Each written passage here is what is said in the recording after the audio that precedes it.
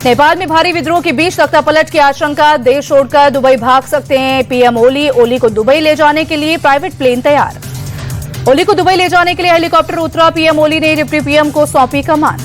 नेपाल के राष्ट्रपति के निजी आवास, प्रदर्शनकारियों का कब्जा, राष्ट्रपति के निजी आवास में तोड़फोड़। नेपाल का इंटरनेशनल एयरपोर्ट बंद, नेपाल के इंटरनेशनल एयरपोर्ट पर सेना तैनात। काठमांडू में हालात नियंत्रण के बाहर, जगह जगह आगजनी और पथराव देखने को मिला।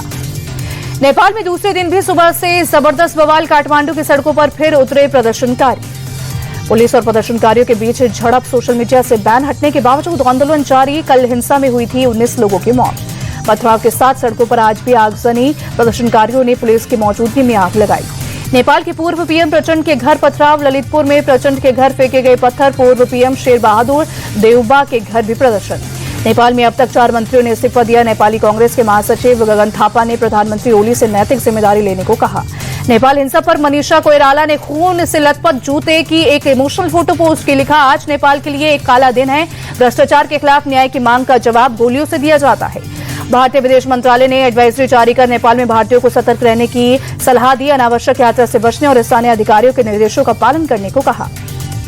संसद में उपराष्ट्रपति पद के लिए मतदान जारी, प्रधानमंत्री नरेंद्र मोदी ने डाला पहला वोट। उपराष्ट्रपति चुनाव में सोनिया गांधी ने वोट डाला, राहुल गांधी ने भी संसद जाकर मतदान किया। मतदान के लिए सांसदों का संसद पहुंचना जारी, प्रियंका गांधी और कंगना रनौत ने डाला वोट। उपराष्ट्रपति चुनाव के लिए 2 उम्मीदवार, एनडीए उम्मीदवार सीपी राधाकृष्णन और विपक्ष के उम्मीदवार बी सुदर्शन रेड्डी के बीच सीधा मुकाबला। उपराष्ट्रपति के चुनाव से पहले पीएम मोदी ने एनडीए उम्मीदवार सीपी राधाकृष्णन को दी बधाई, लिखा, राधाकृष्णन की उम्मीदवारी ने सभी जगह भारी उत्साह पैदा किया है। लोगों का मानना है कि वो एक अच्छे उपराष्ट्रपति होंगे। दिल्ली में लोधी रोड स्थित राम मंदिर पहुंचे सीपी राधाकृष्णन, मतदान शुरू होने से पहले की पूजा। एनडीए उम्मीदवार सीपी राधाकृष्णन का दावा, कहा, हम जीतेंगे, हम विकसित भारत चाहते हैं, भारतीय राष्ट्रवाद की एक बड़ी जीत होगी। केंद्रीय मंत्री जीतन राम मांझी ने राधाकृष्णन की जीत का दावा किया, कहा, सोच से ज्यादा वोट आएंगे। बीजेपी सांसद रविशंकर प्रसाद का बयान, कहा, एनडीए कैंडिडेट की निर्णायक जीत होगी। केंद्रीय मंत्री शिवराज सिंह चौहान ने एनडीए की जीत सुनिश्चित बताया, कहा, सीपी राधाकृष्णन नए उपराष्ट्रपति होंगे। केंद्रीय मंत्री रामदास अठावले का बड़ा दावा, कहा, इंडिया अलायंस के सांसद क्रॉस वोटिंग कर सकते हैं। विपक्ष के उम्मीदवार बी सुदर्शन रेड्डी का बड़ा बयान, कहा, पूरा भरोसा है कि हम जीतेंगे, अंतरात्मा की आवाज पर भरोसा है। कांग्रेस सांसद प्रमोद तिवारी का बड़ा दावा, इंडिया ब्लॉक को पूरा समर्थन मिल रहा है, बी सुदर्शन राष्ट्र के कैंडिडेट और राष्ट्र जीतेगा। उपराष्ट्रपति पद के लिए मतदान पर अखिलेश यादव ने कहा, जीत का आंकड़ा हमारे पास, सभी सांसद अंतरात्मा की आवाज सुनकर वोट डालें। केंद्रीय मंत्री धर्मेंद्र प्रधान बोले, बहुत लोग अंतरात्मा से वोट देंगे, सीपी राधाकृष्णन को उपराष्ट्रपति बनना तय। केंद्रीय मंत्री अनुप्रिया पटेल का बयान, सीपी राधाकृष्णन जी की जीत सुनिश्चित है, संख्या में हम काफी आगे हैं।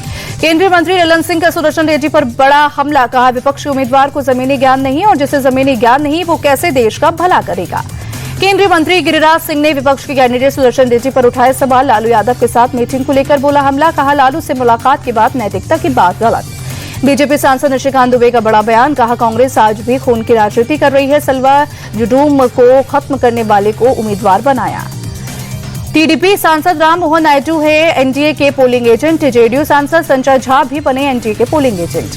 आज हो रहे उपराष्ट्रपति चुनाव से दूर रहेगी बीजेडी, पार्टी अध्यक्ष नवीन पटनायक ने पार्टी नेताओं के साथ बैठक में लिया फैसला। तेलंगाना के केसीआर की पार्टी भारतीय राष्ट्रीय समिति भी उपराष्ट्रपति चुनाव में हिस्सा नहीं लेगी, किसानों के हितों की मांग के समर्थन में फैसले का ऐलान। कांग्रेस सांसद रेणुका चौधरी का बीआरएस पर हमला, कहा, सुदर्शन रेड्डी ने तेलंगाना के लिए बहुत कुछ किया, वैसे इंसान को बीआरएस का वोट नहीं देना शर्म की बात। बीजेडी और बीआरएस के बाद शिरोमणि अकाली दल ने भी उपराष्ट्रपति चुनाव से बनाई दूरी, पंजाब में आई बाढ़ की वजह से बहिष्कार का किया फैसला, हरसिमरत कौर के हैं अकाली दल की एकमात्र सांसद। चुनाव से पहले फुल एक्शन मोड में नीतीश कुमार, कैबिनेट मीटिंग में 26 एजेंडों पर लगी मोहर, आंगनबाड़ी सहायकों और सेविकाओं के वेतन में बढ़ोतरी को मंजूरी। गयाजी के विष्णुपद मंदिर में लालू प्रसाद ने परिवार के साथ पिंडदान किया, तेजस्वी बोले, भगवान विष्णु की कृपा बिहार के लोगों पर हो। लालू प्रसाद के पिंडदान पर जेडीयू नेता नीरज कुमार का तंज, उम्मीद है भ्रष्टाचार, वंशवाद और खौफराज का भी पिंडदान कर देंगे। पटना में बीजेपी दफ्तर के बाहर चपरासियों का प्रदर्शन, नियुक्ति पत्र मिलने में 15 साल की देरी को लेकर हल्ला बोल। श्रीनगर में दरगाह हजरत बल में राष्ट्र चिन्ह को तोड़ने पर बोले शहनवाज हुसैन, ऐसी सोच के खिलाफ कार्रवाई की जरूरत। जम्मू कश्मीर कुलगाम के गुड्डर जंगल में सुरक्षा बलों के आतंकवादियों के साथ मुठभेड़, 2 आतंकवादी हुए ढेर, सेना के 2 जवान शहीद। दिल्ली के यमुना विहार में पिज्जा हट के एसी के कंप्रेसर में ब्लास्ट, हादसे में घायल 5 लोग जीडीपी अस्पताल में भर्ती। दिल्ली के सब्जी मंडी इलाके की पंजाबी बस्ती में 4 मंजिला बिल्डिंग गिरी, जर्जर बिल्डिंग को एमसीडी ने पहले से डेंजर घोषित कर खाली करा रखा था। बिल्डिंग गिरने से बगल की बिल्डिंग में 11 लोग फंसे। सभी फंसे लोगों को सुरक्षित निकाला गया। 2 बुजुर्ग लोगों को हॉस्पिटल में भर्ती कराया गया। दिल्ली के रोहनी इलाके में एक युवक की हत्या, बीच सड़क पर चाकू से हमला कर युवक की हत्या। दिल्ली हाईकोर्ट पहुंची अभिनेत्री ऐश्वर्या राय बच्चन, उनके नाम तस्वीरों और एआई से बनी अश्लील सामग्री के दुरुपयोग पर रोक लगाने की मांग की। दतिया में एएसआई संजीव गोड और कांस्टेबल राहुल बौद्ध सस्पेंड बार बालाओं के साथ दोनों का डांस था सोशल मीडिया पर वायरल। यूएई में आज से एशिया कप 2025 का होगा आगाज। अफगानिस्तान और हांगकांग के बीच अबू धाबी में खेला जाएगा मैच। रात 8 बजे शुरू होगा मुकाबला।